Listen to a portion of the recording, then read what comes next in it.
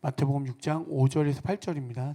또 너희는 기도할 때 외식하는 자와 같이 하지 말라. 그들은 사람에게 보이려고 회당과 큰 거리 어귀에 서서 기도하기를 좋아하느니라. 내가 진실로 너에게 이르노니 그들은 자기 상을 이미 받았느니라. 너는 기도할 때 내 골방에 들어가 문을 닫고 은밀한 중에 계신 내 아버지께 기도하라. 은밀한 중에 보신 내 아버지께서 갚으시리라. 또 기도할 때 이방인과 같이 중언부언하지 말라. 그들은 말을 많이 하여야 들으실 줄 생각하느니라. 그러므로 그들을 본받지 말라. 구하기 전에 너희에게 있어야 할 것을 하나님 너희 아버지께서 아시느니라. 아멘. 여러분 한번 생각해 봅시다. 계속적으로 우리가 이야기하는 건 보이는 세계 속에서 하나님은 복음과 하나님의 나라에 대해서 우리에게 설명해 주셨고, 이 보이는 세계가 다가 아닌 보이지 않는 하나님의 나라의 원리가 있다고 우리에게 가르쳐 주셨고, 그것을 마태복음 5장부터 7장에 있는 내용을 통해서 이 땅에서 너희가 이러하게 사는 것이 옳다라고 우리에게 말씀해 주고 있습니다. 지난주에 구제에 대해서 이야기했고요. 오늘은 하나님이 우리에게 기도에 대해서 이야기합니다. 오늘 본문의 말씀은 이렇게 이야기합니다. 너희가 사람들 앞에서 보이려는 기도하지 말고 중언부언하는 기도하지 말라라고 이야기하십니다. 그것에 대해서 우리에게 지금 견책하여 주시죠.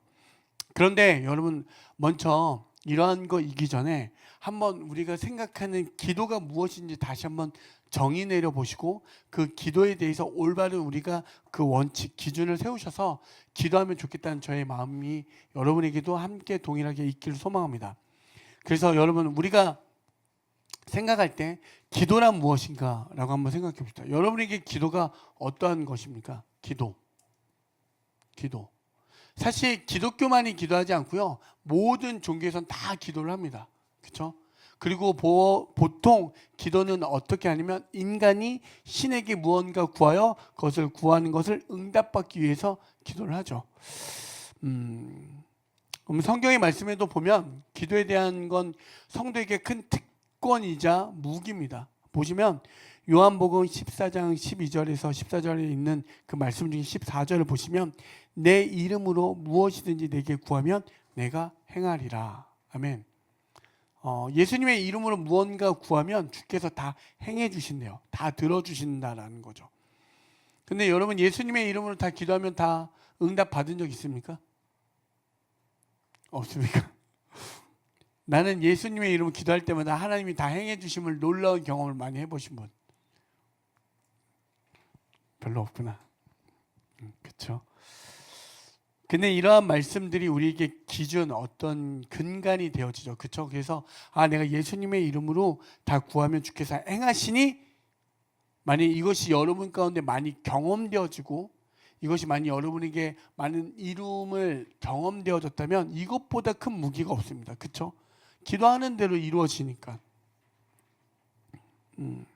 그래서 우리에게 어떻게 기도가 정의 내려지냐면 내가 원하는 것을 구하는 것, 그걸 기도라고 생각하고 기도의 응답은 내가 원하는 것을 응답받는 걸 기도의 응답이라고 여겨집니다. 그렇죠?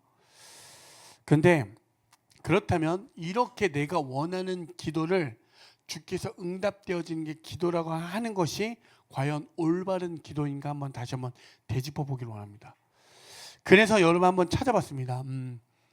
기도의 응답이 하나님만 저희 여기에 계신 분들, 아마 성도님들 그리고 교회 되신 여러분들에게도 하나님께 무언가 구하였더니 응답받은 기도도 반드시 있을 거라 여겨집니다. 저는 그걸 너무 많이 경험했고요. 아마 여기에 있는 제가 성도들과 혹은 나눠볼 때, 교제해볼 때 나눠보면 여러분 안에도 그런 응답이 있었던 걸로 저는 알고 있습니다. 근데 이 응답이 하나님께만 있지도 않고요. 또한 하나님 말고 사단도 우리들의 기도에 응답해 준다는 사실입니다. 한번 볼까요? 누가복음 4장 5절에서 6절에 보면 마귀가 또 예수를 이끌고 올라가서 순식간에 천하 만국을 보이며 이르되 이 모든 권위와 그 영광을 내가 내게 주리라. 이것은 내게 넘겨준 것이므로 내가 원하는 자에게 주노라. 기가 막히죠. 지금 예수님께 어떻게 이야기하죠? 사단이 순식간에 천하 만국을 보여주고 너가 나한테 원한다 이야기하면 내가 이걸 다 주겠다라고 이야기합니다.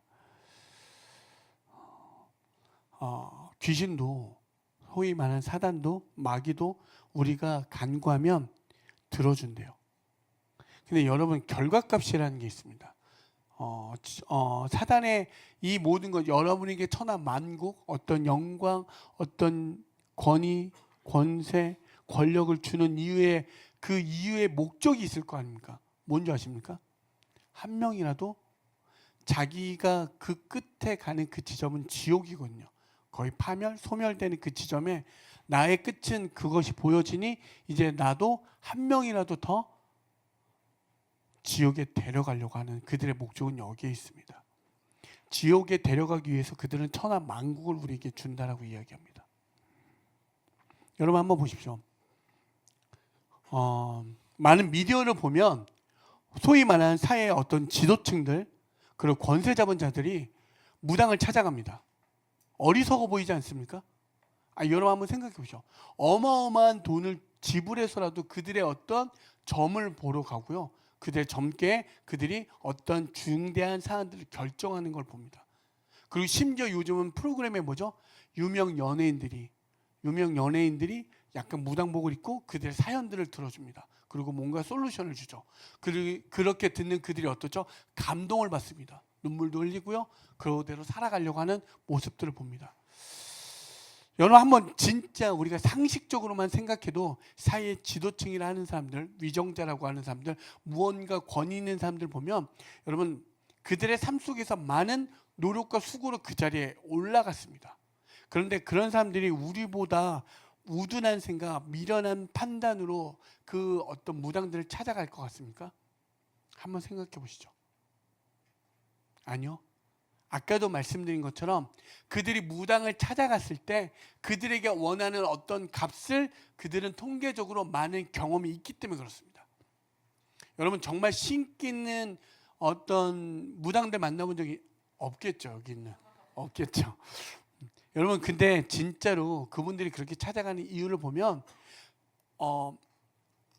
그냥 그들이 그냥 허무맹랑한 얘기를 하는 게 아니라 그냥 짜맞히는 얘기 아니라 정말 귀신이 천하 만국을 주는 것처럼 그들에게 사단은 그 무당을 통해서 그렇게 천하 만국을 줘서라도 지옥에 데려가기 위해서 그들에게 보여주는 거예요. 한번 생각해 봅시다. 정말 그들이 미련하고 우둔해서 정말 그 큰 돈을 줘서 거기에 찾아갔겠냐고요. 조금만 생각하더라도 그들이 많은 것들을 법을 제정하기도 하고요. 행정을 다스리기도 하고 많은 것 제도를 세우는 사람들인데 여러분보다 우리보다 훨씬 더 많은 것들을 배우고 더 판단하고 그 정도로의 어떤 기준이 없는 사람들이 아닌데 그렇게 찾아갈 때는 그만한 그들에게 경험이 있기 때문에 그렇습니다. 그렇죠? 절대 그들이 멍청하지 않다는 뜻입니다. 여러분 진짜로 교회 안에서 하나님의 은혜를 경험한 사람도 있죠.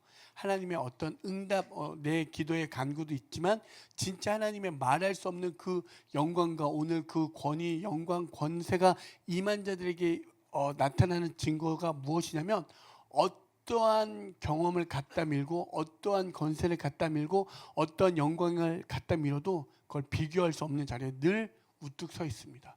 예수의 자리에.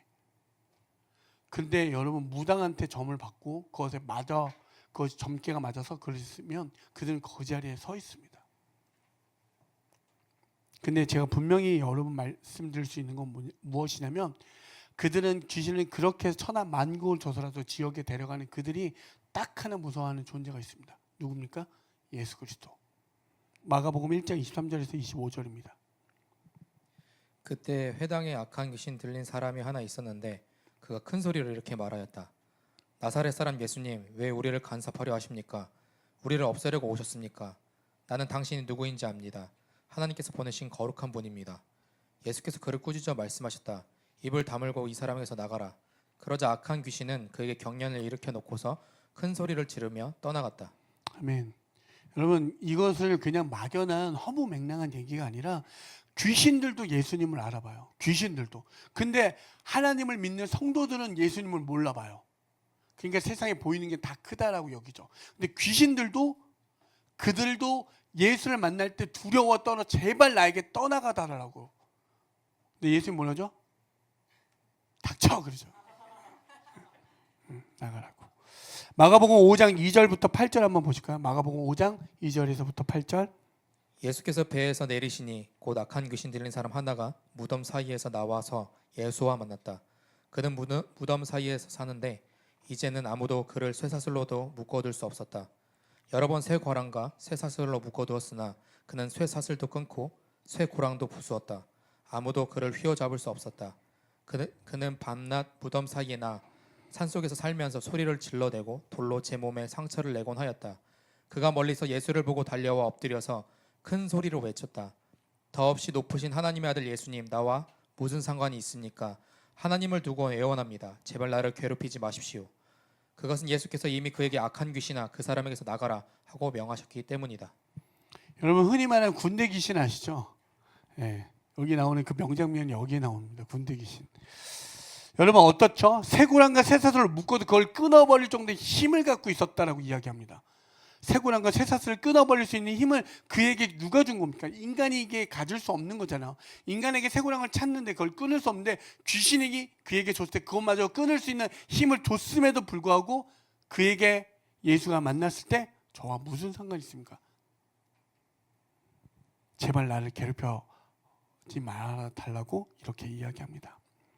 여러분 기도의 응답이 제가 여러분에게 오늘 말씀드린 게 무엇이냐면 정말 기도가 무엇인가, 내가 하나님께 간구하여 그것이 응답되어질 때 그걸 기도라고 하면 사단도 기도를 들어준다니까요. 여러분에게 쇠고랑과 쇠사슬을 끊을 만한 힘이 있다면 여러분이 미디어에서 그것을 여러분 나와보십시오. 어마어마한 막대한 불을 차지하지 않겠습니까?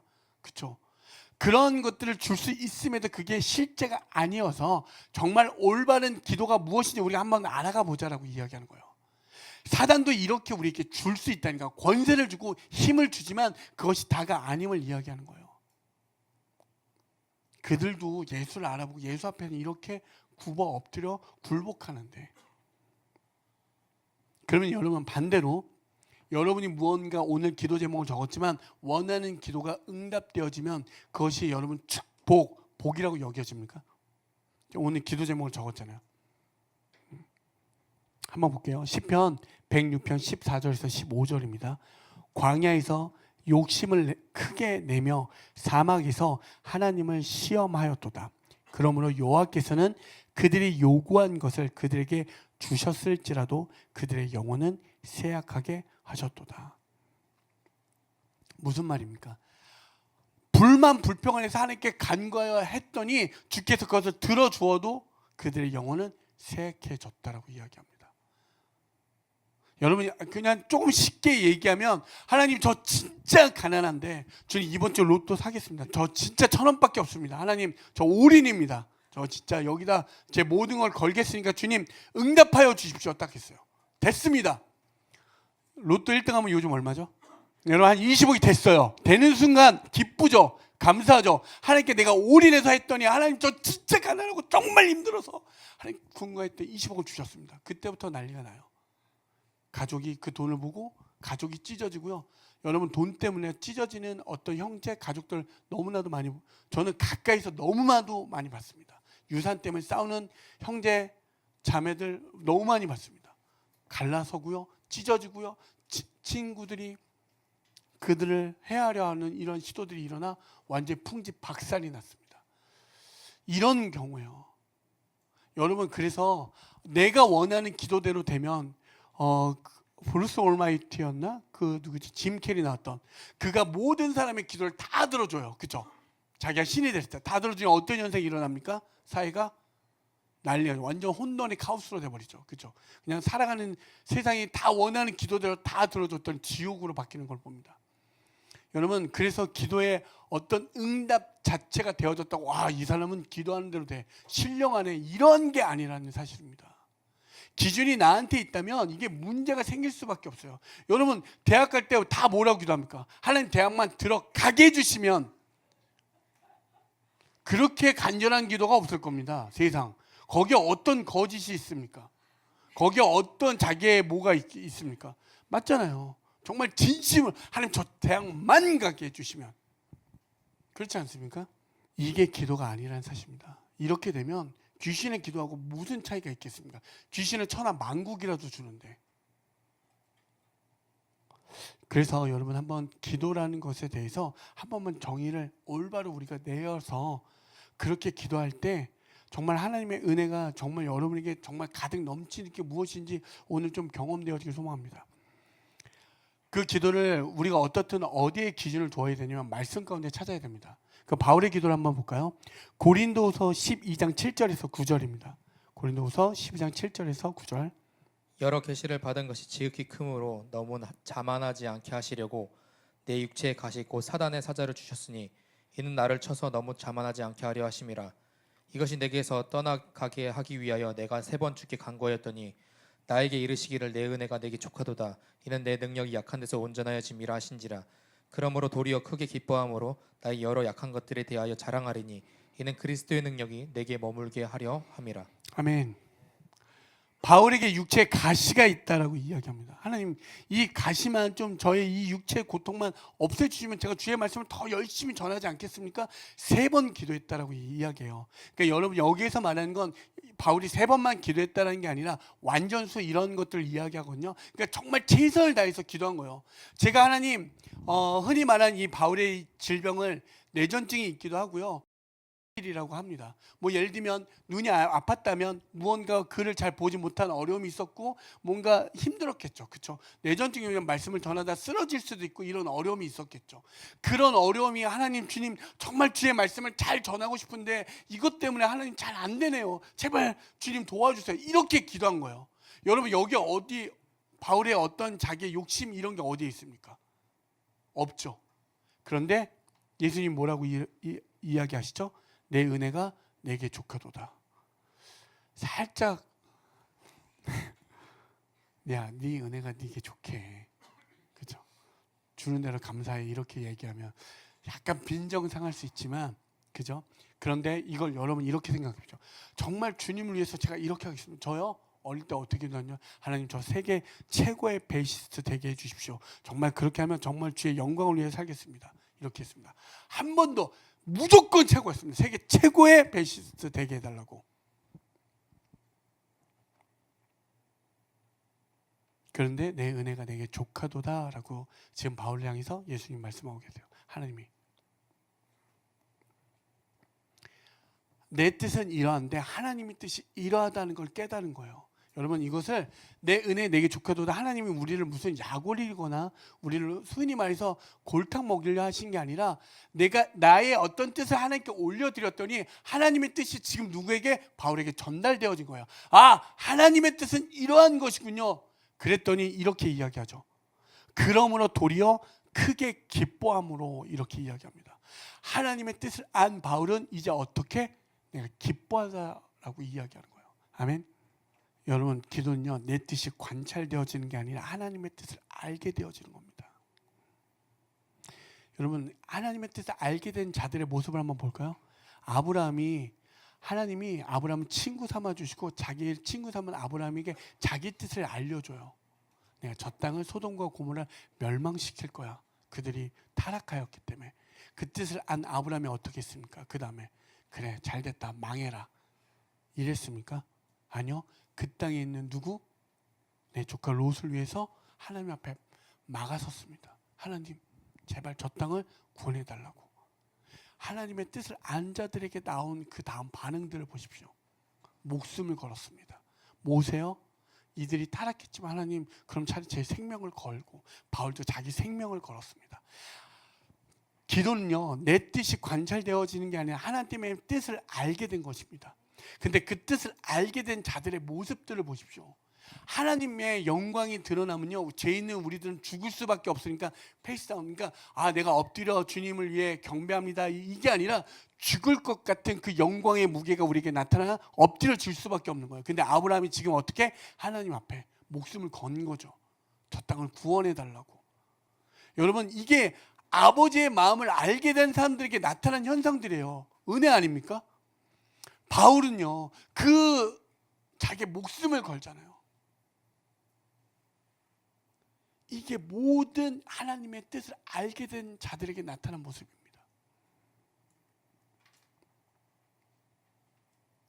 모세가 그랬고 바울이 그랬고 아브라함이 그랬듯이